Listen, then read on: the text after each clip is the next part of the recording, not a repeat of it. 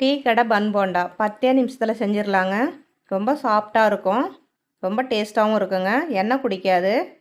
Evening டைமில் பசங்களுக்கு செஞ்சு கொடுங்க, ரொம்ப விரும்பி சாப்பிடுவாங்க. எப்படி கரெக்டாக செய்யறதுன்னு பார்க்கலாம். 1 கப்பு பால், 1 முட்டை சேர்த்துருக்கேன், 1/4 கப்பு சர்க்கரை,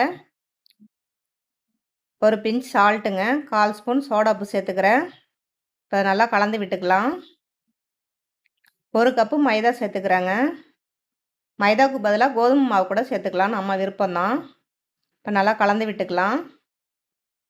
ஏலக்காய் தூள் தூவிக்கிறேன், நல்லா வாசனையாக இருக்கும்.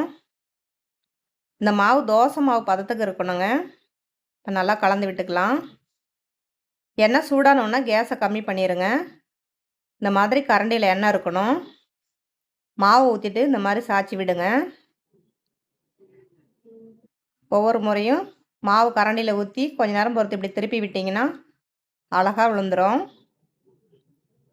புதுசாக சமைக்கிறவங்க கூட இந்த மாதிரி போண்டா செய்யலாங்க, ரொம்ப ஈஸி தான்.